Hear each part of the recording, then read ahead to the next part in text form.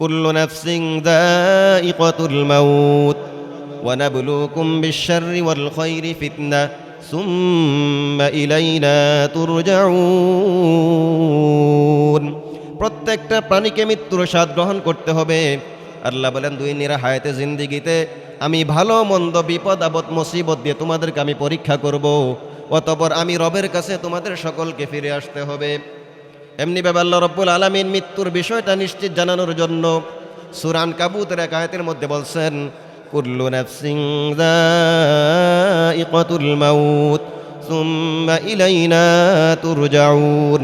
প্রত্যেকটা মানুষকে মৃত্যুর স্বাদ গ্রহণ করতে হবে, মৃত্যুর পরে আমি রবের কাছে প্রত্যেককে ফিরে আসতে হবে।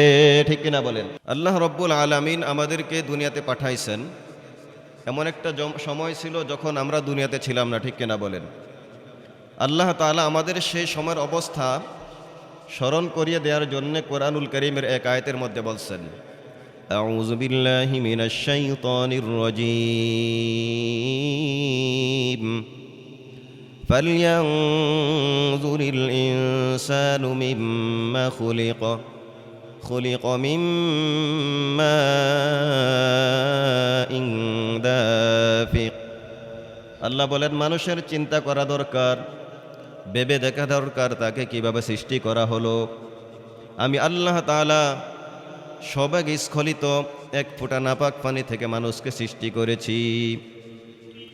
অন্য আয়াতের মধ্যে আল্লাহ তাআলা বলেন, হাল আতা আলাল ইনসান হিনুম মিনাদ দাহরি লাম ইয়াকুন শাইআম মাযকুরা। আল্লাহ তাআলা বলেন মানুষের উপর দিয়ে এমন একটা সময় অতিক্রান্ত হয়ে গেছে যখন সে কোনো উল্লেখযুক্ত বস্তু হিসেবে পরিগণিত ছিল না। মায়ের পেটে আসার পরেও মানুষ জানতে পারত না এই ছেলেটা ছেলে হবে, এই সন্তানটা ছেলে হবে না মেয়ে হবে, জীবিত জন্মগ্রহণ করবে নাকি মৃত জন্মগ্রহণ করবে, সে কি সুস্থ দেহমন নিয়ে দুনিয়াতে আসবে নাকি প্রতিবন্ধী অবস্থায় বিকলাঙ্গ অবস্থায় দুনিয়াতে আসবে। দুনিয়াতে আসার আগ পর্যন্ত মানুষ এটা বুঝতে পারতো না। ঠিক কিনা বলেন? আমাদের সবার উপরে এই সময়টা অতিক্রান্ত হয়ে গেছে। আল্লাহ বলেন, ইন্না খালাকনাল ইনসানা মিন নুতফাতিন আমশাজ। আল্লাহ বলেন আমি মানুষকে এক ফোঁটা নাপাক পানি থেকে সৃষ্টি করলাম। কেমন নাপাক পানি থেকে? আল্লাহ বলেন, ইয়াখরুজু মিন বাইনিস সুলবি ওয়াত তারাইব। যেই নাপাক পানিটা পিতার পৃষ্ঠদেশ থেকে, মায়ের বক্ষ পাঁজর থেকে বিশেষ মুহূর্তে নির্গত হয়েছে, ওই নাপাক পানি থেকে, ওই নুতফা থেকে আমি আল্লাহ মানুষকে সৃষ্টি করলাম। শুধু সৃষ্টি করি নাই, ফি আই সূরাতিম মা শাআ রাক্কাবাক। আল্লাহ বলেন আমি মানুষকে আমার পছন্দনীয় আকৃতিতে সৃষ্টি করেছি। আমি আমার অসংখ্য মাখলুকাতের মধ্যে সবচাইতে সুন্দর অবয়ব দিয়ে, সুন্দর আকৃতি দিয়ে আমি আল্লাহ মানুষকে সৃষ্টি করেছি। সুবহানাল্লাহ। আল্লাহ বলেন, লাকাদ খালাকনাল ইনসান ফি আহসানি তাকওয়িম। আল্লাহ বলেন আমি মানুষকে সবচাইতে সুন্দর নমুনা দিয়ে, উত্তম অবয়ব দিয়ে আমি আল্লাহ মানুষকে সৃষ্টি করেছি। সুবহানাল্লাহ। তো একটা মানুষ যখন সুন্দর একটা পাখি দেখে বলে, আরে পাখি তুমি কত সুন্দর, একটা কিউট ছোট্ট একটা বিড়ালের বাচ্চা দেখে মানুষ আদর করে বলে, বিড়ালের বাচ্চা তুমি কত সুন্দর, তখন ওই পাখি, ওই বিড়ালের বাচ্চা, ওই পশুগুলো মানুষকে উত্তর দেয় যে আমরা যে সুন্দর এই ব্যাপার কোনো সার্টিফিকেট নাই, কিন্তু মানুষ তোমরা যে সুন্দর তোমাদের সার্টিফিকেট আল্লাহ তাআলা কোরআনে দিয়েছেন। সুবহানাল্লাহ বলেন। আল্লাহ বলেন, লাকাদ খালাকনাল ইনসান, আমি মানুষকে সৃষ্টি করেছি ফি আহসানি তাকওয়িম, সর্বোত্তম আকৃতি দিয়ে, সর্বোত্তম নমুনা দিয়ে আমি আল্লাহ তাআলার পছন্দনীয় আকৃতি অনুযায়ী আমি মানুষকে সৃষ্টি করেছি। আল্লাহ বলেন শুধু মানুষকে সৃষ্টি করে সুন্দর সৃষ্টি করি নাই, সমস্ত সৃষ্টি জগতের উপরে আমি আল্লাহ মানুষকে শ্রেষ্ঠত্ব দান করলাম। আল্লাহ তাআলা বলেন, ওয়ালাকাদ কাররামনা বানি আদম, আমি আদম সন্তানকে গোটা সৃষ্টি জগতের সমস্ত সৃষ্টির উপরে শ্রেষ্ঠত্ব দান করলাম। বলি সুবহানাল্লাহ। মানুষকে আল্লাহ তাআলা সবচাইতে সুন্দর করেছেন, সবচাইতে সম্মান দিয়েছেন। বিবাহের অনুষ্ঠানের মধ্যে যখন বরযাত্রীরা খাবার খেতে বসে, সবার খাবারগুলো খোলামেলা নিয়ে আসা হয়, প্লেটের মধ্যে বেড়ে বেড়ে দেওয়া হয়। কিন্তু যেই বরকে উদ্দেশ্য করে এই বিবাহের আয়োজন, এই খাবারের আয়োজন, তার খাবারটা কিন্তু খোলামেলা দেওয়া হয় না, বিশেষ একটা প্লেটের মধ্যে উন্নত মানের পরিবেশনে কাপড় দিয়ে ঢেকে ওই জামাইয়ের, ওই বরের সম্মানার্থে খাবারগুলো ঢেকে তার সামনে পরিবেশন করা হয়। আল্লাহ বলে, ও বান্দা চেয়ে দেখো, আমি আল্লাহ তোমাদেরকে কত সম্মান দিলাম। তোমাদের সম্মানার্থে আমি আল্লাহ আম দিলাম কাবার করে, লিচু দিলাম কাবার করে, কাঁঠাল দিলাম কাবার করে, কলা দিলাম কাবার করে। এভাবে দৈনন্দিন জীবনে যত রকমের ফল খাও বান্দা, তোমার সম্মানার্থে আমি আল্লাহ সেগুলোকে কাবার করে প্যাকেটজাত করে তোমাদের সামনে পরিবেশন করেছি। এমনকি যখন প্রচণ্ড পিপাসার সময়, কোথাও তুমি পিপাসা নিবারণের জন্য পানি খুঁজে পাচ্ছ না, তোমার বাড়ির পাশে 30 হাত 40 হাত নারকেল গাছের উপর তাকায় দেখো, আমি আল্লাহ তোমার জন্য প্যাকেট করে পানির ব্যবস্থা করে রেখে দিয়েছি। সুবহানাল্লাহ। আল্লাহ তাআলা এইভাবে আদম সন্তানকে, মানুষকে শ্রেষ্ঠত্ব দান করেছেন। এরপর আল্লাহ তাআলা বলতেছেন, এই যে তোমাদেরকে সুন্দর করে বানাইলাম, তোমাদেরকে শ্রেষ্ঠত্ব দান করলাম, তোমাদেরকে হায়াত দিলাম, এর একটা উদ্দেশ্য আমার আছে। আল্লাহ বলেন, আফা হাসিবতুম আন্নামা খলাকনাকুম আবাসা, ও বান্দা তোমরা কি মনে করেছো তোমাদেরকে অনর্থক সৃষ্টি করা হয়েছে? আমাদেরকে অনর্থক সৃষ্টি করা হয়েছে? আল্লাহর কি উদ্দেশ্য আছে না? একটা মানুষ যে কোনো কাজ করে, প্রত্যেকটা কাজের পিছনে মানুষের কি আছে? উদ্দেশ্য আছে। আল্লাহ বলেন, আফা হাসিবতুম, তোমরা কি মনে করেছ আন্নামা খলাকনাকুম আবাসা, আমি আল্লাহ তোমাদেরকে অনর্থক সৃষ্টি করেছি? না বান্দা না, আমি আল্লাহ তাআলা তোমাদেরকে অনর্থক সৃষ্টি করি নাই। অন্য আয়াতের মধ্যে আল্লাহ তাআলা আমাদের কেন সৃষ্টি করেছেন উদ্দেশ্য বলে দিয়েছেন, মা খলাকতুল জিন্না ওয়াল ইনসা ইল্লা লিয়াবুদুন, আমি মানুষ এবং জিন জাতিকে কেবলমাত্র শুধুমাত্র আমি আল্লাহর গোলামি করার জন্য সৃষ্টি করেছি। সুবহানাল্লাহ। আল্লাহ তাআলা সূরা মুলকের মধ্যে বলতেছেন, আল্লাযী খলাকাল মাউতা ওয়াল হায়াতা লিয়াবলুয়াকুম আইয়ুকুম আহসানু আমালা। আল্লাহ বলেন, বান্দা আমি সর্বোত্তম স্রষ্টা, সর্বোত্তম আকৃতি দিয়ে তোমাকে সর্বোত্তম মানুষ বানাইলাম। গোটা সৃষ্টি জগতের মধ্যে তোমাকে সর্বোত্তম নমুনা দিয়ে, সর্বোত্তম আকৃতি দিয়ে সবচাইতে বেশি সম্মান দিলাম। আমি আল্লাহ তাআলা তোমাদেরকে জীবন দিলাম, মৃত্যু দিলাম এবং জীবন দিলাম। এর একটা কারণ হলো লিয়াবলুয়াকুম আইয়ুকুম আহসানু আমালা, তোমাদের মধ্যে কে নেক আমল করে, ভালো আমল করে, উত্তম আমল করে, এই বিষয়টা যাচাইয়ের জন্য আমি আল্লাহ তোমাদেরকে হায়াত এবং মৃত্যু দান করলাম। সুবহানাল্লাহ। এই আয়াতের মধ্যে আল্লাহ তাআলা বলেন যে আল্লাযী খলাকাল মাউতা ওয়াল হায়াতা, যিনি তোমাদেরকে জন্য মৃত্যুকে সৃষ্টি করেছেন এবং জীবন সৃষ্টি করেছেন। আচ্ছা, মানুষের মৃত্যু আগে না জীবন আগে? মৃত্যু আগে না জীবন আগে? জীবন আগে, মৃত্যু পরে। কিন্তু এই আয়াতের মধ্যে আল্লাহ তাআলা বলেন যে আল্লাযী খলাকাল মাউতা ওয়াল হায়াতা, যিনি তোমাদের মৃত্যু সৃষ্টি করেছেন এবং জীবন দান করেছেন। তাহলে এখানে আল্লাহ তাআলা মৃত্যুর কথাটা আগে উল্লেখ করলেন কেন? মুফাসসিরিনে কেরাম বলেন যে আল্লাহ তাআলা মৃত্যুর কথা এজন্য আগে উল্লেখ করেছেন যে মানুষের জীবন যেমন নিশ্চিত, জীবনের চাইতে 1000 গুণে বেশি নিশ্চিত হলো মৃত্যুটা। কারণ মৃত্যু এমন একটা বিষয়, পৃথিবীর সমস্ত বিষয়ের মধ্যে মানুষের মধ্যে মতবিরোধ আছে, মতানৈক্য আছে। একজন এটা বলে, আরেকজনের বিপরীত বলে। এক ডাক্তার এক রোগের এক প্রেসক্রিপশন দেয়, অন্য ডাক্তার ওই প্রেসক্রিপশনটাকে, ব্যবস্থাপত্রকে ছুঁড়ে ফেলে দিয়ে বলে এই ওষুধ ঠিক হয় নাই, এই রোগের ওষুধ হলো এইটা। তো প্রত্যেকটা বিষয়ের মধ্যে মানুষের মতানৈক্য আছে, মতভিন্নতা আছে। কিন্তু মৃত্যু এমন একটা নিশ্চিত বিষয় যেই বিষয়ের ব্যাপারে মানুষের মধ্যে কোনো মতবিরোধ নাই। আস্তিক হোক আর নাস্তিক হোক, মুসলিম হোক আর নন মুসলিম হোক, বড় হোক অথবা ছোট হোক, সকলে এই কথা বিশ্বাস করে জীবন যখন আল্লাহ তাআলা দান করেছেন, দুনিয়াতে যখন জন্মেছি একদিন মৃত্যুর স্বাদ গ্রহণ করতে হবে। বাংলাদেশের একজন কুখ্যাত নাস্তিক ছিল শরীফ আহমদ। সে বাংলাদেশের সর্বপ্রথম ঘোষণা দিয়ে নাস্তিকতা সে প্রকাশ করেছে। তো সে বলল যে পরকাল বলতে কিছু নাই, আমি পরকালে বিশ্বাসী নই। কিন্তু সে তার এন্তেকালের আগে তার বক্তবৃন্দকে ওসিয়ত করলো আমি যখন মারা যাব তখন তোমরা আমার লাশটাকে হাসপাতালের মর্গে দান করে দেবে। আচ্ছা, যেই লোকটা ইসলাম বিশ্বাস করে না, পরকাল বিশ্বাস করে না, অথচ মুসলমান ঘরের সন্তান, সে নাস্তিক সাজলো, সে বলতেছে যে আমি মরণের পর আমাকে গোসল দিবা না, আমাকে দাফন করবা না, আমাকে কাফন পরাবা না, আমাকে জানাজা দিবা না, আমাকে কবরস্থ করবা না, বরং আমার লাশটাকে হাসপাতালের মর্গে দান করবেন। এই কথাটা কেন বলছে? সে এই জন্য বলছে, সে বিশ্বাস করে আমাকেও মরতে হবে, এই কথাটা সেও কি বিশ্বাস করছে। তো যে আয়াতে কারিমার মাধ্যমে আলোচনা শুরু করছিলাম, সূরা আলে ইমরানের 185 নম্বর আয়াতের মধ্যে আল্লাহ তাআলা সেই বিষয়গুলো আমাদেরকে স্মরণ করিয়ে দিচ্ছেন যে প্রত্যেকটা প্রাণী, সে মানুষ হোক, গরু ছাগল হোক, হাঁস মুরগি হোক, কীট পতঙ্গ হোক, যাদের মধ্যে আত্মার সঞ্চার আছে, প্রাণের সঞ্চার আছে, একদিন না একদিন তাকে মৃত্যুবরণ করতেই হবে, মৃত্যুর স্বাদ তাকে গ্রহণ করতেই হবে। যেমন আল্লাহ রাব্বুল আলামিন উক্ত আয়াতে কারিমার মধ্যে বলেন, কুল্লু নাফসিন যায়িকাতুল মাউত, প্রত্যেকটা প্রাণীকে মৃত্যুর স্বাদ গ্রহণ করতে হবে।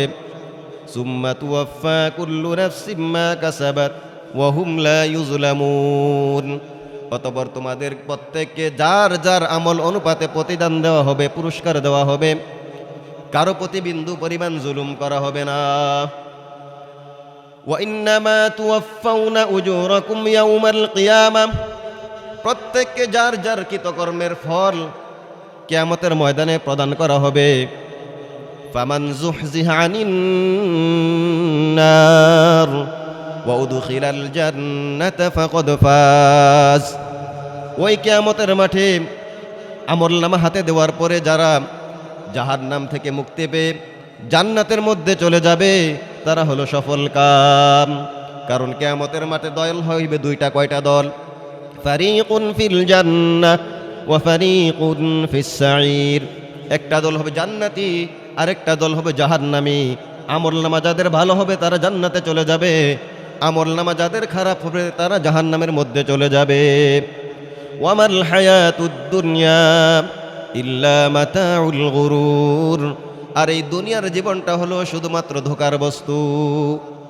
এই আয়াতের মধ্যে আল্লাহ তাআলা চারটা অপশন নিয়ে আলোচনা করছেন যে প্রত্যেকটা মানুষকে মৃত্যুর স্বাদ গ্রহণ করতে হবে। দ্বিতীয় পয়েন্ট আল্লাহ তাআলা বলছেন প্রত্যেকের আমল অনুযায়ী কিয়ামতের ময়দানে তাকে পুরস্কার দেওয়া হবে। তৃতীয় পয়েন্টে আল্লাহ তাআলা বলছেন একটা দল জান্নাতে চলে যাবে, আরেকটা দল জাহান্নামের মধ্যে চলে যাবে। চতুর্থ পয়েন্টে আল্লাহ তাআলা বলছেন যে এই দুনিয়ার হায়াতে জিন্দেগিটা এটা শুধুমাত্র ধোঁকার বস্তু, শুধুমাত্র ধোঁকার বস্তু। আমাদেরকে সতর্ক করছেন আমরা যেন এই ধোঁকার মধ্যে পড়ে পরকালকে ভুলে না যাই। এমনি ভাবে আল্লাহ রাব্বুল আলামিন সূরা আম্বিয়ার মধ্যে বলছেন, কুল্লু নাফসিন যায়িকাতুল মাউত ওয়া নাবলুকুম বিশ-শাররি ওয়াল খায়রি ফিতনাহ সুম্মা ইলাইনা তুরজাউন, প্রত্যেকটা প্রাণীকে মৃত্যুর স্বাদ গ্রহণ করতে হবে। আল্লাহ বলেন দুনিয়ার হায়াতে জিন্দেগিতে আমি ভালো মন্দ বিপদ আপদ মুসিবত দিয়ে তোমাদেরকে আমি পরীক্ষা করব, অতঃপর আমি রবের কাছে তোমাদের সকলকে ফিরে আসতে হবে। এমনি ভাবে আল্লাহ রাব্বুল আলামিন মৃত্যুর বিষয়টা নিশ্চিত জানানোর জন্য সূরা আনকাবুতের এক আয়াতের মধ্যে বলছেন, কুল্লু নাফসিন যায়িকাতুল মাউত সুম্মা ইলাইনা তুরজাউন, প্রত্যেকটা মানুষকে মৃত্যুর স্বাদ গ্রহণ করতে হবে, মৃত্যুর পরে আমি রবের কাছে প্রত্যেককে ফিরে আসতে হবে। ঠিক কিনা বলেন? সকলকে মৃত্যুর স্বাদ গ্রহণ করতে হবে, আল্লাহ তাআলার কাছে ফিরে যেতে হবে। এজন্য আল্লাহর এক ওলি বলছেন, মৌতু কাসিন কুল্লু নাসিন শারিবু, মৌতু কাসিন কুল্লু নাসিন শারিবু, কবরু বাইতিন কুল্লু নাসিন দাখিলু, প্রত্যেকটা মানুষকে প্রত্যেকটা প্রাণীকে যার মধ্যে আত্মার সঞ্চার আছে, প্রাণের সঞ্চার আছে, কবি বলেন তাকে মৃত্যুর স্বাদ গ্রহণ করতে হবে। ওই 3.5 হাত কবরের মধ্যে প্রত্যেকটা মানুষকে শুইতে হবে। দুনিয়ার মধ্যে কত রাজা বাদশাহ, কত ধনী মানুষ, কত ক্ষমতাশীল, কত দাপটওয়ালা লোক আসছিল, যার আল্লাহ তাআলার সাথে ক্ষমতার চ্যালেঞ্জ করছে, ক্ষমতার বড়াই করছে, নিজেকে আনা রব্বুকুমুল আলা, আমি সবচেয়ে বড় খোদা, সবচেয়ে বড় রব বলে দাবি করছে। ওই সমস্ত ক্ষমতাধর প্রতাপশালী রাজা বাদশারা দুনিয়ার মধ্যে থাকতে পারে নাই, আমরাও দুনিয়াতে থাকতে পারবো না। কুজা কারুন, কুজা ফিরাউন, কুজা নমরুদ সুদহামা, কুজা কারুন, কুজা ফিরাউন, কুজা নমরুদ সুদহামা, কুজা তখতে শাহী, কুজা তখতে সুলাইমান। ফেরাউন সে খোদাই দাবি করে সে বলল যে আনা রব্বুকুমুল আলা, আমি সবচাইতে বড় খোদা। নমরুদ সে খোদাই দাবি করে আল্লাহ তাআলাকে মারার জন্য সে তীর নিক্ষেপ করলো।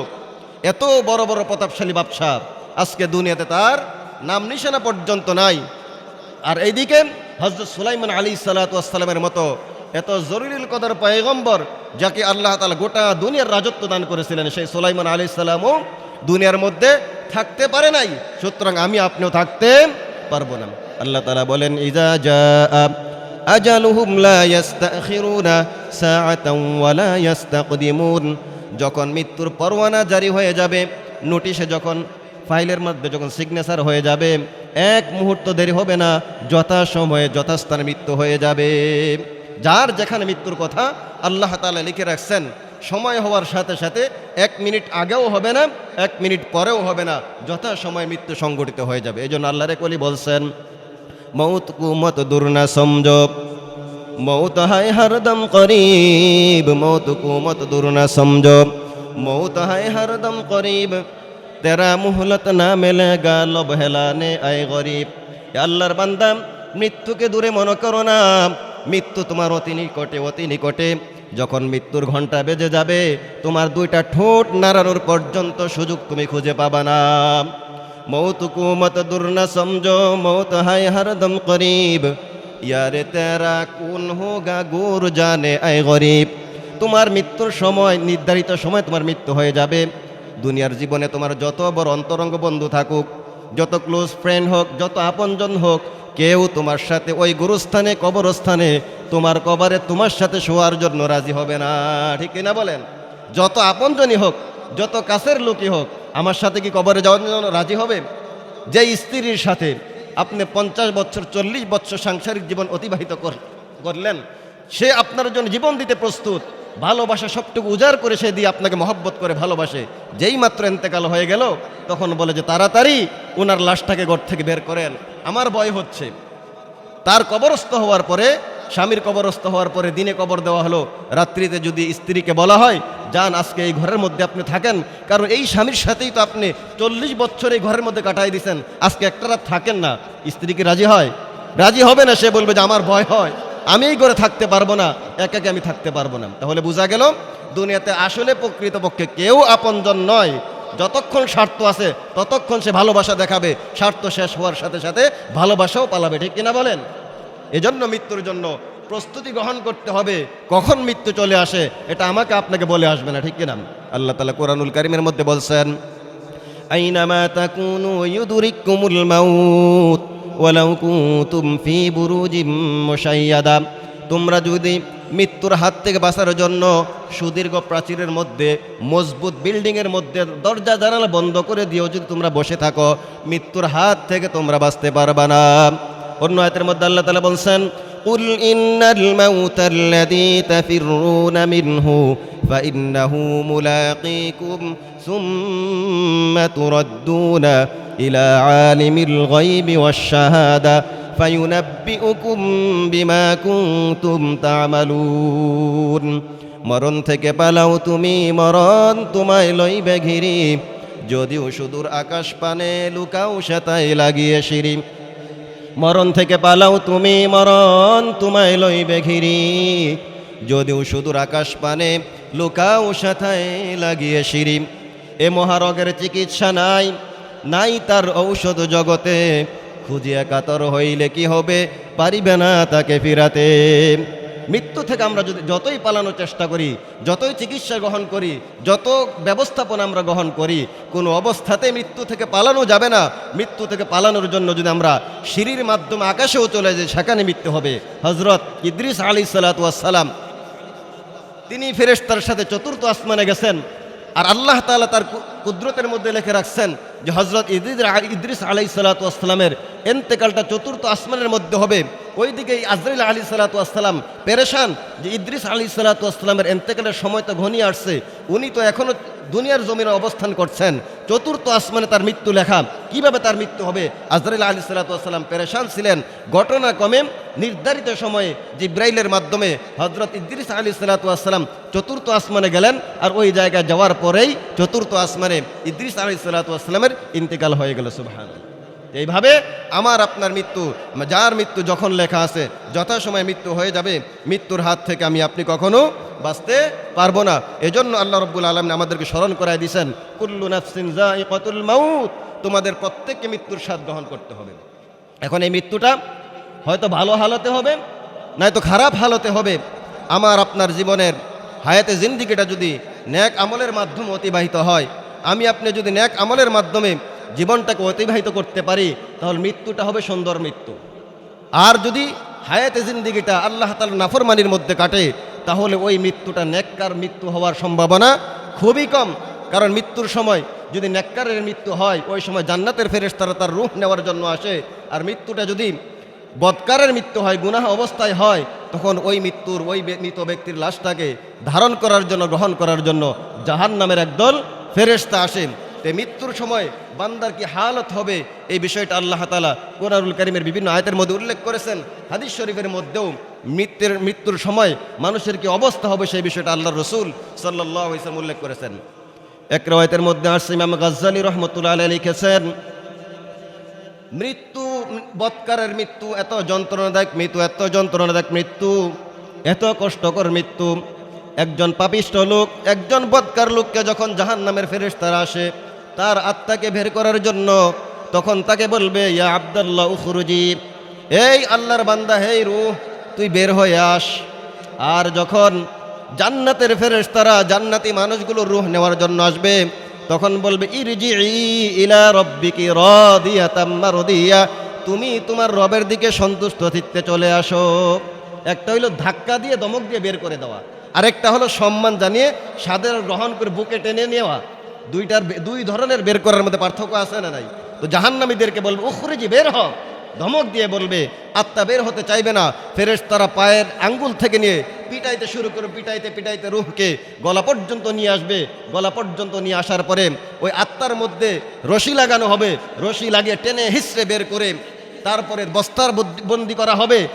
তখন ওই আত্মা থেকে, ওই রূহ থেকে দুর্গন্ধ বের হতে থাকবে। ফেরেশতারা যখন আকাশের দিকে নিয়ে যাবে, তখন আকাশের দরজা বন্ধ হয়ে যাবে। বলবে, এই আত্মা তো উপরে উঠবে না, এটা নাপাক আত্মা, দুর্গন্ধযুক্ত আত্মা, তাকে নিক্ষেপ করে সিজ্জিনের মধ্যে তাকে নিক্ষেপ করা হবে। এজন্য দেখা যায় অনেক মানুষ এন্তেকালের পরে মুখ দিয়ে ফেনা বের হয়ে যায়, মুখ দিয়ে রক্ত বের হয়, নাক দিয়ে রক্ত বের হয়। এগুলো হলো বদ মৃত্যুর আলামত, খারাপ মৃত্যুর আলামত। আর কিছু লোককে দেখা যায় মৃত্যুর পরে সে মুস্কি হাসি দিয়ে আছে, মনে হয় যেন একটা তরুতাজা মানুষ হয়ে আছে। বলে এই চেহারা দেখে বোঝা যায় তার মৃত্যুটা হলো সুন্দর মৃত্যু। আল্লাহ রাব্বুল আলামিন কোরআনুল কারীমের মধ্যে বলছেন, আল্লাযীনা তাতাওয়াফাহুমুল মালাইকাতু যালিমি আনফুসিহিম, ওই সমস্ত লোক যারা নিজেদের নফসের উপর জুলুম করেছে, সারাটা জীবন গুনাহের কাজের মধ্যে কাটাইছে, আল্লাহ তাআলার নাফরমানিতে কাটাইছে, তাদের আত্মাটা নেওয়ার জন্য যখন ফেরেশতারা আসবে, ফালকাবুস সালামা মা কুন্না না'মালু মিন সু, তখন ওই নাপাক আত্মাওয়ালা ব্যক্তিটা, ওই পাপিষ্ঠ লোকটা আত্মপক্ষ সমর্পণ করে বলবে, দুনিয়াতে আমরা কখনো খারাপ কাজ করি নাই। বালা, আল্লাহ বলেন, সাবধান সাবধান, কখনো নয়, অবশ্যই তুমি দুনিয়াতে পাপিষ্ঠ ছিলা, খারাপ কাজ করেছিলা। ইন্নাল্লাহা আলিমুম বিমা কুনতুম তা'মালুন, দুনিয়ার জীবনে যত গুনাহের কাজ করছো আমি আল্লাহ তাআলা সব বিষয়ে জানি। ফাদখুলু আবওয়াবা জাহান্নামা খালিদিনা ফিহা ফালাবিসা মাসওয়াল মুতাকাব্বিরিন, তাকে বলা হবে চিরস্থায়ীভাবে বসবাসের জন্য জাহান্নামের মধ্যে ঢুকো, তোমার জাহান্নামের দরজাকে ওপেন করা হয়েছে। সুতরাং অহংকারী পাপিষ্ঠ লোকদের মৃত্যুটা, আবাসস্থলটা কতটা নিকৃষ্ট। وقيل للذين نتقوا ماذا أنزل ربكم قالوا خيرا, আর যারা দুনিয়াতে নেককার ছিল, নেক আমল করছে, ভালো আমল করছে, তাদেরকে ফেরেশতারা জিজ্ঞেস করবে, মাযা আনজালা রাব্বুকুম, তোমাদের রব তোমাদের নিকট কি নাজিল করছেন? তখন ওই মুমিন বান্দা, ইমানদার বান্দা, নেককার বান্দা বলবে, ক্বালু খায়রা, আল্লাহ তাআলা আমাদের উপর কল্যাণ নাজিল করেছেন। লিল্লাযীনা আহসানু ফি হাযিহিদ দুনিয়া হাসানা ওয়া ফিল আখিরাতি হাসানা ওয়ালাদ-দারুল আখিরাতু খায়র। আল্লাহ বলেন, যে বান্দাগুলো মৃত্যুর সময় যার জবান দিয়ে কথাগুলো বের হবে, আল্লাহ বলেন তার দুনিয়ার জীবন কল্যাণকর, পরকালের জীবনও তাদের জন্য আরো বেশি কল্যাণকর। সুবহানাল্লাহ। জান্নাতু আদনি ইয়াদখুলুনাহা, এই বান্দার জন্য বসবাসের জান্নাত, চিরস্থায়ী বসবাসের জান্নাতে প্রবেশ করানো হবে। তাজরি মিন তাহতিহিমুল আনহার, যে জান্নাতের তলদেশ দিয়ে ঝর্ণা প্রবাহিত হবে। লাহুম ফিহা মা ইয়াশাউন, ওই জান্নাতের মধ্যে তাদের মনের চাহিদা অনুযায়ী সমস্ত ব্যবস্থাপনা থাকবে। কাযালিকা ইয়াজজিল্লাহুল মুত্তাকিন, আল্লাহ বলেন আমি এইভাবেই মুত্তাকিনদেরকে প্রতিদান দিয়ে থাকি। সুবহানাল্লাহ। এরপর আল্লাহ তাআলা বলতেছেন আল্লাযীনা তাতাওয়াফাহুমুল মালাইকাতু তাইয়্যিবিন, আল্লাযীনা তাতাওয়াফাহুমুল মালাইকাতু তাইয়্যিবিন। আল্লাহ তাআলা বলেন ওই সমস্ত বান্দা যাদের আত্মাকে ফেরেশতারা পবিত্র অবস্থায় কবজা করবে। মুফাসসিরিন কিরাম বলেন পবিত্র অবস্থায় কবজা করার অর্থ হলো তার অন্তরের মধ্যে কুফর ছিল না, তার মধ্যে শিরিক ছিল না, সে প্রকৃত ঈমানদার ছিল, প্রকৃত মুমিন ছিল। এমন বান্দার আত্মা যখন ফেরেশতারা কবজা করবে, তখন ফেরেশতারা ওই বান্দাকে লক্ষ্য করে বলবে সালামুন আলাইকুম, এ আল্লাহর বান্দে, আল্লাহর বন্দে, ঈমানদার, এ মুমিন, তোমার উপর শান্তি বর্ষিত হোক। সুবহানাল্লাহ বলেন। আমি আপনি যদি ঈমানদার হই, প্রকৃত মুমিন হই, তখন ফেরেশতারা আমার আপনার জান নেওয়ার সময় সর্বপ্রথম বলবে আসসালামু আলাইকুম, তোমার উপর শান্তি বর্ষিত হোক। আল্লাহর বান্দা, আল্লাহর প্রিয় বান্দা, আপনার উপর শান্তি বর্ষিত হোক। এই বলে ফেরেশতারা আত্মা নেওয়ার আগে প্রথম আমাদেরকে সালাম জানিয়ে শান্তির বাণী শোনাইবে। সুবহানাল্লাহ। এরপর বলবে উদখুলুল জান্নাতা বিমা কুনতুম তা'মালুন, হায়াতে জিন্দেগিতে যত নেক আমল করেছো, ওই নেক আমলের বিনিময়ে তোমার আত্মা কবজা করার সাথে সাথে তুমি জান্নাতে চলে যাও। তাহলে মৃত্যুটা যদি ইমানের মৃত্যু হয়, নেক হালতে হয়, ফেরেশতারা এসে সালাম জানাবে। শুধু সালাম জানাবে না, ফেরেশতারা বলবে যে তোমরা এন্তেকালের সাথে সাথে আল্লাহর তৈরি জান্নাতের মধ্যে চলে যাও। সুবহানাল্লাহ। তাহলে এই ধরনের মৃত্যু আমরা সকলে চাই কি চাই না? আমরা সকলে চাই আমাদের মৃত্যুটা যেন নেক হালতে হয়। এজন্য কি করতে হবে? বেশি বেশি নেক আমল করতে হবে। আল্লাহ তাআলার কাছে নেককার মৃত্যুর জন্য দোয়া করতে হবে। আল্লাহ তাআলার কাছে ঈমানওয়ালা মৃত্যুর জন্য দোয়া করতে হবে। ঈমানওয়ালা মৃত্যুর একটা আমল হলো, যদি কোনো ব্যক্তি 5 ওয়াক্ত নামাজের জন্য মেসওয়াক করে, হাদিস শরীফের মধ্যে আসছে, ওই ব্যক্তির মৃত্যুর সময় ঈমানি মৃত্যু হবে, কালিমা নসিব হবে। সুবহানাল্লাহ। আরেকটা দোয়া আল্লাহ তাআলা কোরআনুল কারীমের মধ্যে শিখাই দিয়েছেন, রব্বানা লা তুযিগ কুলুবানা বা'দা ইয হাদাইতানা ওয়া হাব লানা মিন লাদুনকা রাহমা ইন্নাকা আনতাল ওয়াহ্হাব। যে ব্যক্তি এই দোয়াটা বেশি বেশি পাঠ করবে, মুফাসসিরিন কেরাম বলেন ওই ব্যক্তির ঈমানের সাথে মৃত্যু হওয়ার সম্ভাবনা আছে। তাহলে এই দোয়াটা আমরা সকলে শিক্ষা করব। অনেকে আমরা জানি, অনেকে জানি না, আমরা শিক্ষা করব। সব সময় দোয়াটা বেশি বেশি পড়ব। রব্বানা লা তুযিগ কুলুবানা বা'দা ইয হাদাইতানা, হায় আল্লাহ, আপনি আমাদেরকে ইসলামের পথ দেখানোর পরে, হেদায়েতের পথ দেখানোর পরে আমাদেরকে গোমরা করবেন না, ইসলাম থেকে দূরে সরে দিবেন না। এই দোয়াটা আমরা করব। তাহলে ঈমানের সাথে মৃত্যু হওয়ার সম্ভাবনা আছে। হাদিস শরীফের মধ্যে আরেকটা দোয়ার কথা আসছে, নবীজি আলাইহিস সালাতু ওয়াস সালাম ঈমানি মৃত্যুর জন্য দোয়া করতেন, আল্লাহুম্মা ইয়া মুসাররিফাল কুলুব সাব্বিত কুলুবানা আলা দীনিক ওয়া ইয়া মুসাররিফাল কুলুব সররিফ কুলুবানা আলা তাআতিক। নবীজি আলাইহিস সালাতু ওয়াস সালাম এই দোয়াটা বেশি বেশি করতেন। আমি আপনি যদি এই দোয়াটা বেশি বেশি পাঠ করি, আল্লাহুম্মা ইয়া মুকাল্লিবাল কুলুব সাব্বিত কুলুবানা আলা দীনিক ওয়া ইয়া মুসাররিফাল কুলুব সররিফ কুলুবানা আলা দীনিক, তাহলে ঈমানের সাথে মৃত্যু হওয়ার সম্ভাবনা আছে। আল্লাহ তাআলা আমাদের কবুল করুন, বলে আমিন।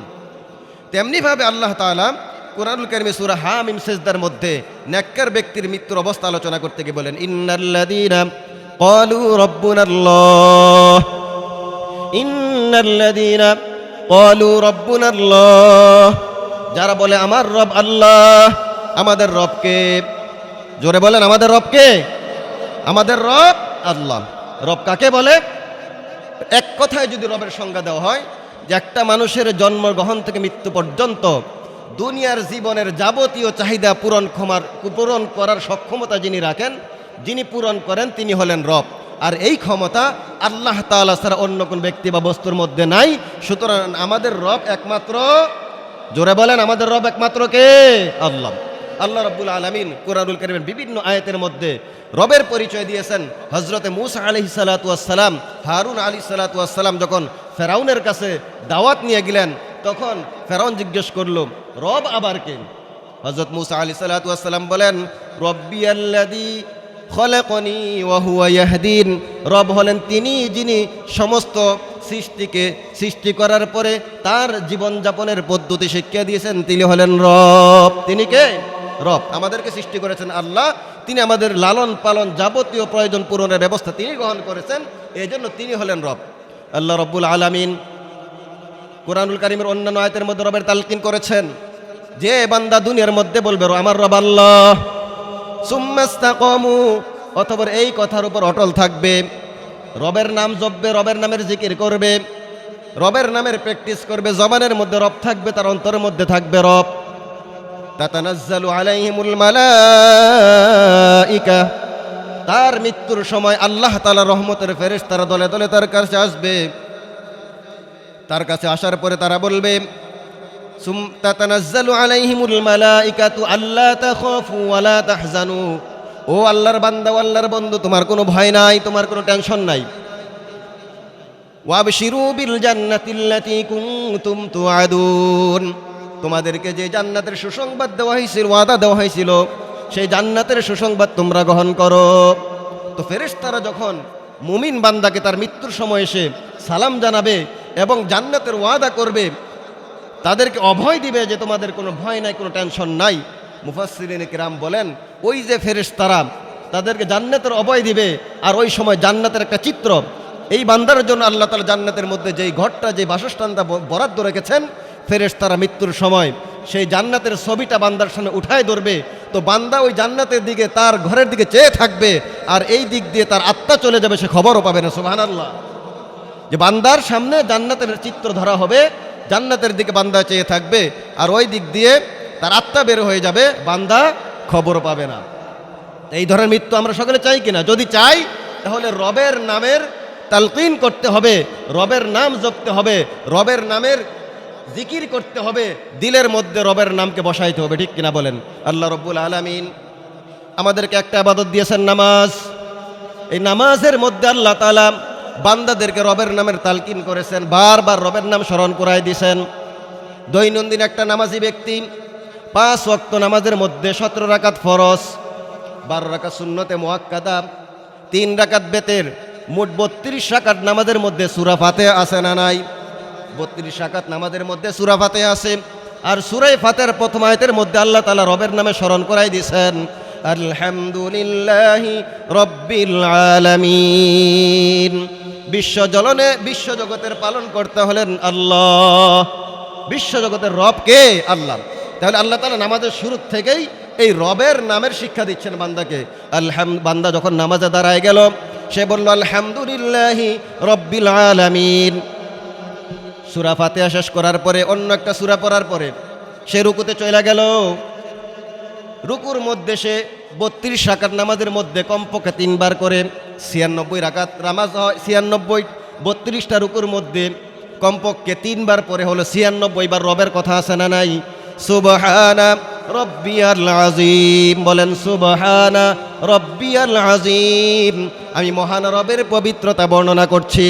তো 32 রাকাত নামাজের মধ্যে 32টা রুকু আছে, 32টা রুকুর মধ্যে কমপক্ষে 3 বার করে সুবহানা রব্বিয়াল আযীম বলার মাধ্যমে 32 রাকাত নামাজের মধ্যে 96 বার বান্দা রবের কথা বলে।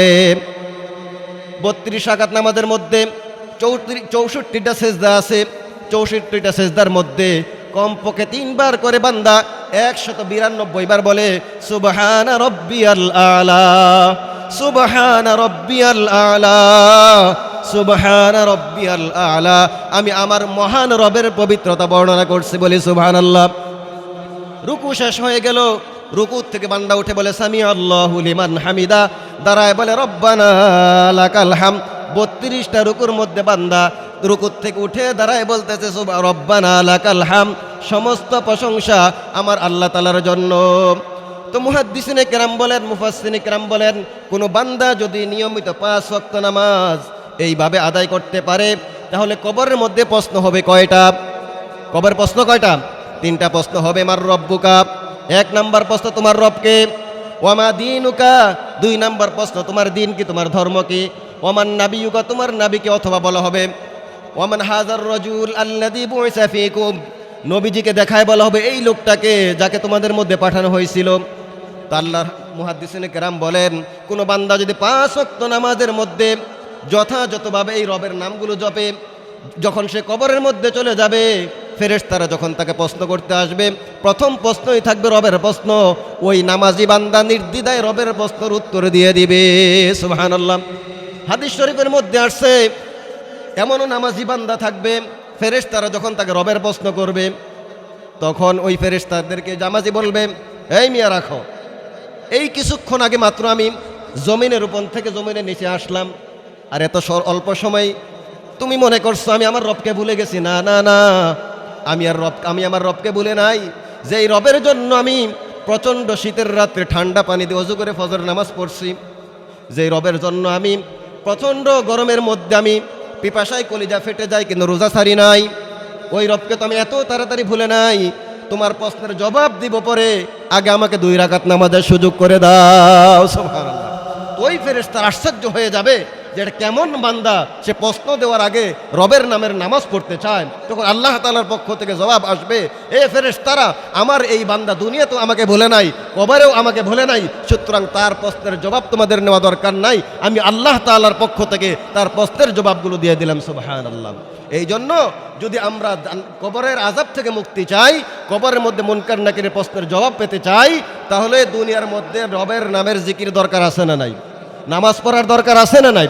তো ফেরেশতারা বলবে, ইন্নাল্লাযীনা ক্বালু রাব্বুনাল্লাহ, যারা বলবে আমার রব আল্লাহ, সুম্মা ইসতাকামু, অতঃপর এই কথার উপরে যারা অটল অবিচল আছে, দূরে সরে যায় নাই। কারণ রবের কথা শুনতে গেলে, রবের কথা মানতে গেলে অনেক সময় ক্রিটিসাইজ করে মানুষ, উপহাস করে। 3 চিল্লার জন্য তাবলিগে যাইবেন, মানুষ বলবে আরে গাট্টিওয়ালার দল। পিকনিক করতে যায়, তখন আপনি দূরে সরে যাবেন না, মানুষের তিরস্কার থেকে দূরে সরে যায় না। একটা যুবক ছেলে মুখের মধ্যে দাড়ি রাখছে, তখন মানুষ বলবে জঙ্গি জঙ্গি দেখা যায়, বুড়া বুড়া দেখা যায়, তার কাছে কে মেয়ে বিবাহ দিবে? এইভাবে তিরস্কার করে কি নাই? এইভাবে মানুষ তিরস্কার করে। তখন এই বান্দা বলবে, আমি আমার রবকে রব বলে স্বীকার করে নিছি, সুতরাং কারো তিরস্কার আমাকে দিন থেকে দূরে সরাইতে পারে না।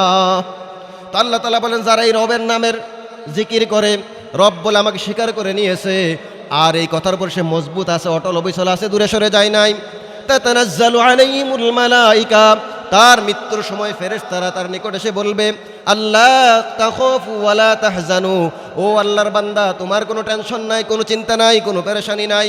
ওয়াবশিরু বিল জান্নাহ, তুমি জান্নাতের সুসংবাদ গ্রহণ করো, আল্লাযী কুনতুম তুআদুন, যেই জান্নাতের সুসংবাদ উলামায়ে কেরাম কোরআন হাদিসের মাধ্যমে তোমাদেরকে প্রদান করেছেন। শুধু তাই নয়, ফেরেশতারা বলবে, নাহনু আউলিয়াউকুম ফিল হায়াতিদ দুনিয়া, নাহনু আউলিয়াউকুম ফিল হায়াতিদ দুনিয়া ওয়া ফিল আখিরাহ, ও আল্লাহর বান্দা, দুনিয়াতে আমরা ফেরেশতারা তোমার বন্ধু ছিলাম, পরকালেও আমরা তোমাদের বন্ধু থাকবো। সুবহানাল্লাহ বলেন।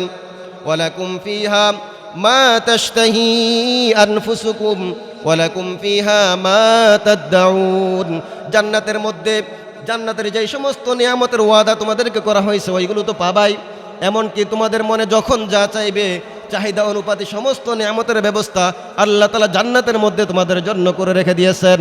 হাদিস শরীফের মধ্যে আসছে, ফেরেশতারা শুধু অভয় দিয়ে চলে যাবে এমনটা নয়, ওই নেককার মুমিনের আত্মাটাকে তারা সাদরে গ্রহণ করে জান্নাতের রেশমি পোশাক দিয়ে তাকে কোলে করে নিয়ে সুগন্ধি মেখে, জান্নাতে সুগন্ধি মেখে যখন আকাশের দিকে নিয়ে যাওয়া হবে, আকাশের 7টা দরজাগুলো খুলে দেওয়া হবে, ফেরেশতারা বলাবলি করতে থাকবে, এই আত্মাটা কার?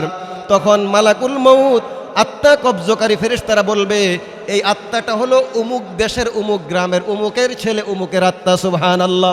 তখন ফেরেশতারা বলবে, মারহাবা মারহাবা, আহলান সাহলান, সালামুন আলাইকুম সালামুন আলাইকা, এই বান্দার উপর শান্তি নাজিল হোক, কতই না সৌভাগ্যশীল আত্মা। তখন এই নেককার মুমিন বান্দার আত্মাটাকে আল্লাহ তাআলা জান্নাতের মধ্যে পাখির আকৃতিতে ছেড়ে দিবেন, আর এই আত্মাটা জান্নাতের মধ্যে ঘুরতে থাকবে। বলি সুবহানাল্লাহ। এইভাবে ফেরেশতারা সাদরে আমাদেরকে গ্রহণ করে নিয়ে যাবেন। শুধু নিয়ে যাবেন না, ফেরেশতা হাদিস শরীফের মধ্যে আসছে, ফেরেশতারা বলবে, ও আল্লাহর বান্দা, তোমার কোনো ভয় নাই, কোনো পেরেশানি নাই, দুনিয়াতে বন্ধু ছিলাম, পরকালেও বন্ধু, জান্নাতে তোমাকে তোমার বাড়িতে পৌঁছায় দেওয়ার আগ পর্যন্ত আমরা তোমার থেকে দূরে সরে যাইব না। এজন্য এই ধরনের নেককার মৃত্যুর যদি আমরা চাই, তাহলে বেশি বেশি নেক আমল করতে হবে, ঠিক কিনা বলেন? আর যদি মৃত্যুটা খারাপ হয়, হাদিস শরীফের মধ্যে আসছে, একজন খারাপ মানুষের মৃত্যু কত কষ্টের মৃত্যু। ইমাম গজ্জালী রহমতুল্লাহ আলাইহি বলেন যে একটা জীবন্ত বকরির গায়ের থেকে চামড়াগুলো ছিললে ওই বকরির যেই পরিমাণ কষ্ট হতে পারে, একজন বৎকার মানুষের যখন আত্মাটাকে বের করা হবে তখন ওই গুনাহগার ব্যক্তি, ওই পাপিষ্ট ব্যক্তি এই ধরনের শাস্তি ভোগ করবে। আরেক রাওয়ায়াতের মধ্যে আসছে একটা জীবন্ত পাখিকে উত্তপ্ত তেলের মধ্যে ছেড়ে দিলে ওই পাখিটার আত্মাটা বের হইতে গিয়ে পাখিটা যেই পরিমাণ কষ্ট অনুভব করবে, একটা মানুষ, বৎকার মানুষ, গুনাহগার মানুষের যখন আত্মাটাকে বের করা হয় তখন ওই মানুষটা এই ধরনের শাস্তি ভোগ করবে। নাউজুবিল্লাহ। একজন হাদিস শরীফের মধ্যে আসছে আল্লাহ রাসূল বলেন, আন যায়েদ ইবনে সাবিত রাদিয়াল্লাহু তাআলা আনহু قال قال رسول الله صلى الله عليه وسلم ان هذه الامه تبتلى في قبورها। এই মনোযোগ দিয়ে শোনো, মনোযোগ দিয়ে শোনো। এই যে আমার উম্মত তোমরা যারা আছো, এই উম্মতকে অবশ্যই অবশ্যই কবরের মধ্যে পরীক্ষার সম্মুখীন হতে হবে। ফালাউলা আল্লাহ তাদাফানু লা দাউতুল্লাহ আন ইউসমিয়াকুম মিন আযাবিল কবরিল্লাযী আসমাউ মিনহু। নবীজি বলেন, আমার যদি এই ভয় না হতো যে তোমরা কবর আযাব দেখার ভয়, আযাবের ভয়ে তোমরা দাফন কাফন ছেড়ে দিবা, তাহলে আমি রাসূল আল্লাহ তাআলার কাছে দোয়া করতাম আল্লাহ তাআলা যেন ওই আযাবগুলো তোমাদেরকে দেখায় দেন, যে এই কবর আযাবগুলো আমি রাসূল নিজে দেখতে পাই।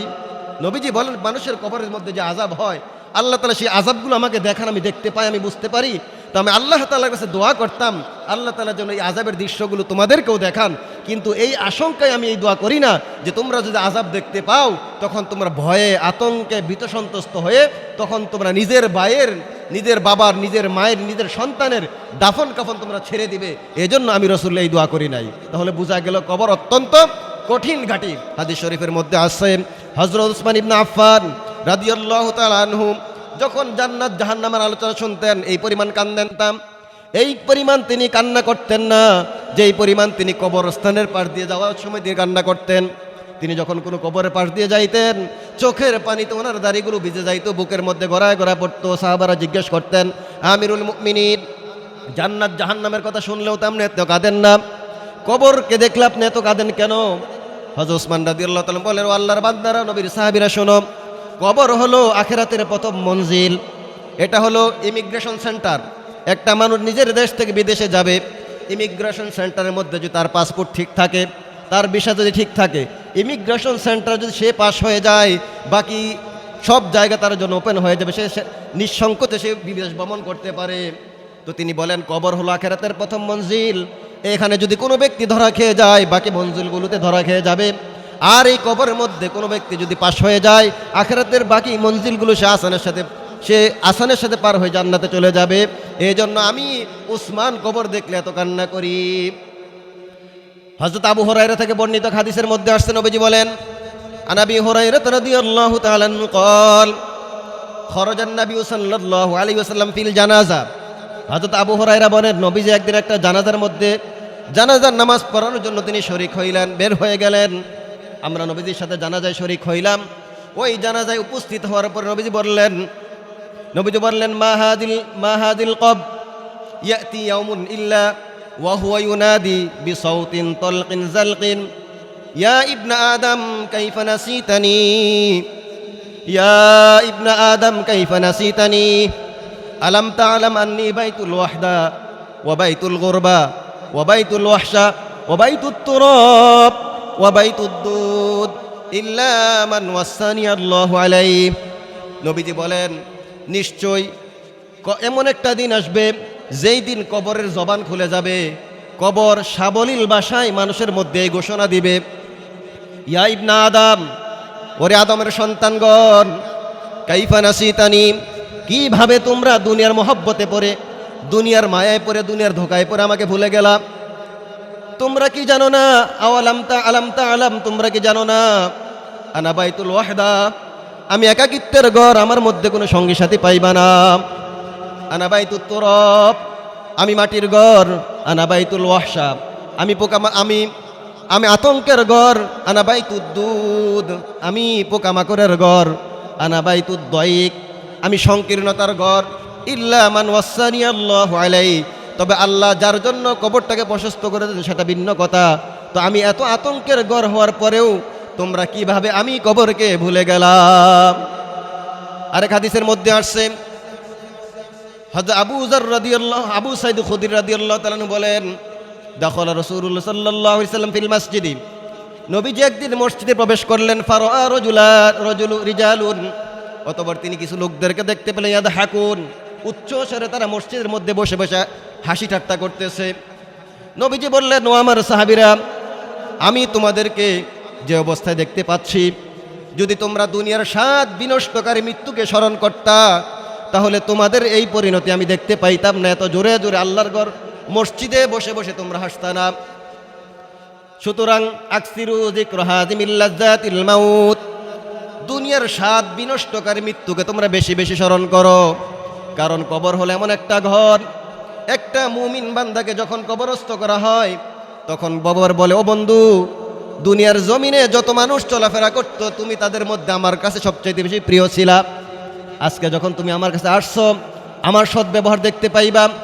এরপরে কবরটা তার দৃষ্টির শেষ সীমা পর্যন্ত প্রশস্ত হয়ে যায়।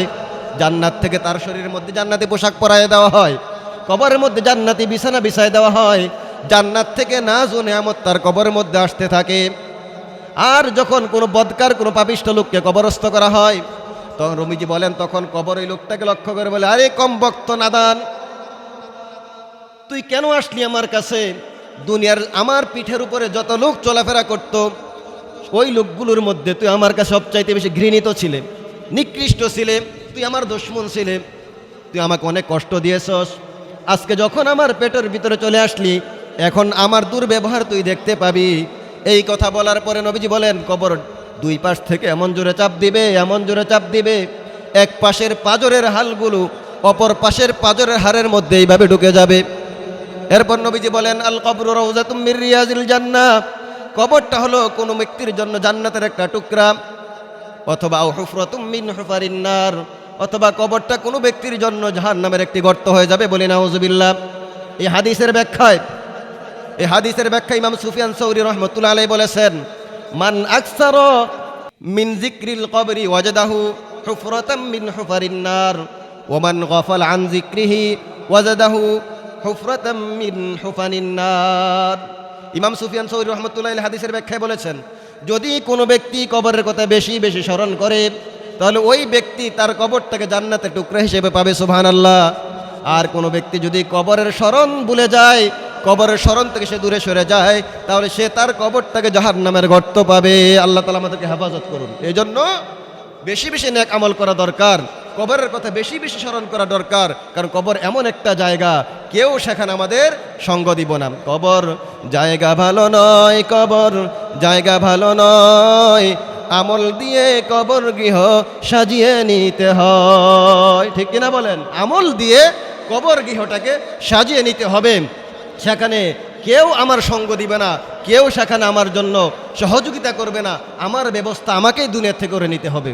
এজন্য কবি বলছেন, ইঞ্জিলটা চইলা গেলে হাইরে হাইরে হাই, ডাব্বাটা পয়রা রইব এই যে দুনিয়ায়। ইঞ্জিল কি? আত্মা। ইঞ্জিল হলো রূহ। এই রূহটা যখন চলে যাবে, তখন মানুষ বলবে যে উমুকের লাশ, উমুকের লাশটা পড়ে আছে, উমুকের আর স্মরণ করবে না, সে তো চলে গেছে। ইঞ্জিলটা চইলা গেলে হাইরে হাইরে হাই, ডাব্বাটা পয়রা রইব এই যে দুনিয়ায়। ঠিক কিনা বলেন? 3.5 হাত মাটির ঘর, অন্ধকার সেই কবর, আলোকে জ্বালাইবে খবর রাখলি না। মাওলা যদি থাকেন রাজি, আলো জ্বালাইব মাঝি, মাওলা যদি থাকেন রাজি, আলো জ্বালাইব মাঝি, নইলে যে দুঃখ কষ্টের সীমা নাই রে নাই। ইঞ্জিলটা চইলা গেলে হাইরে হাইরে হাই, ডাব্বাটা পয়রা রইব এই যে দুনিয়ায়। হাসরের ময়দানে কি হবে কে জানে, আরশের ছায়া মিলব কি না জানি না। মাওলা যদি থাকেন রাজি, ওই পারের বন্ধু ছাড়া সঙ্গী নাই রে নাই। ইঞ্জিলটা চইলা গেলে হাইরে হাইরে হাই, ডাব্বাটা পয়রা রইব এই যে দুনিয়া। ঠিক কিনা বলেন? যেজন্য আমাদের সকলকে মৃত্যুর জন্য প্রস্তুতি গ্রহণ করতে হবে। কত সুদর্শন যুবক ছিল, কত রাজা বাচ্চারা, কত রাজা রানীরা, কত সুঠাম দেহের অধিকারে মানুষ দুনিয়াতে ছিল, ক্ষমতাধররা ছিল, অর্থ সম্পদশালী ছিল, কেউ দুনিয়ার মধ্যে থাকতে পারে নাই। আমি আপনিও থাকতে পারবো না। এই জন্য আল্লাহর কলি বলছেন, মৌতু জিস দিন আ গায়ে দুনিয়া কি দৌলত ক্যা হুই, मौत जिस दिन आ गए दुनिया की दौलत क्या हुई, रूह तन से उड़ गई मुर्दा की हालत क्या हुई, रूह तन से उड़ गई मुर्दा की हालत क्या हुई। যেদিন মৃত্যু চলে আসবে, আত্মা যখন নিজের দেহ থেকে উড়ে চলে যাবে, ওই দিন ধন সম্পদ আর কোনো কাজে আসবে না। कैसे कैसे खूबसूरत रानिया शहजादिया, कैसे कैसे खूबसूरत रानिया शहजादिया, तन बदन सब गुल गया है शिकिल सूरत क्या हुई। কত বড় বড় রাজা বাচ্চারা ছিল, কত বড় বড় রাজার স্ত্রীরা ছিল, উন্নত আসনে তারা বসবাস করত, উন্নত কাপড় তারা পরিধান করত, উন্নত বাসস্থানের মধ্যে তারা বসবাস করত। আজকে তাদের সৌন্দর্য মাটির সাথে মিশে গেছে, তাদের দেহগুলো মাটির সাথে পচে গেলে একাকার হয়ে গেছে। कैसे कैसे ताजदारो पादशाह चल बसे, कैसे कैसे ताजदारो पादशाह चल बसे, ओ खजीना बाला खाना शान शौकत क्या हुई, ओ खजीना बाला खाना शान शौकत क्या हुई। কত বড় বড় রাজা বাচ্চারা ছিল, আজকে তাদের বালাখানাগুলো দুনিয়ার মধ্যে পড়ে আছে, মাটির সাথে মিশে গেছে, কিন্তু কেউ তাদের খোঁজ খবর নেয় না। কবর কি अंदर गई है कैसे अंदर कोठुरी, कब्र की अंदर गई है कैसे अंदर कोठुरी, उम्दा उम्दा कोठुरी है जीब जीनत क्या हुई। কত সুন্দর সুন্দর বালাখানা, কত সুন্দর সুন্দর উন্নত বাসস্থানের মধ্যে সে থাকতো, আজকে সবগুলো ছেড়ে দিয়ে সে অন্ধকার কবরের মধ্যে চলে গেছে। এই জন্য নবীজি আলাইহিস সালাতু ওয়াস সালাম বলেন যে যদি তোমরা কবরের আলো চাও তাহলে 5 ওয়াক্ত নামাজ আল্লাহ তাআলার রবের নামের জিকির করো, বেশি বেশি কালামে পাকের তেলাওয়াত করো। যদি আমরা এই আমলগুলো করতে পারি তাহলে অন্ধকার কবরটা নামাজের বরকতে, কোরআন তেলাওয়াতের বরকতে, জিকিরের বরকতে আলোকিত হয়ে যাবে। এক রোজ মুমিন তুমি মরনা জরুর है, এক রোজ মুমিন तुम मरना जरूर है, पढ़ते रहो नमाज है ये कौल रसूल है, पढ़ते रहो नमाज ये कौल रसूल है, पढ़ते रहो नमाज ये कौल रसूल है, पढ़ते रहो नमाज तो चेहरे पे नूर है, पढ़ते रहो नमाज तो चेहरे पे नूर है, पढ़ते नहीं नमाज तो अपना कसूर है।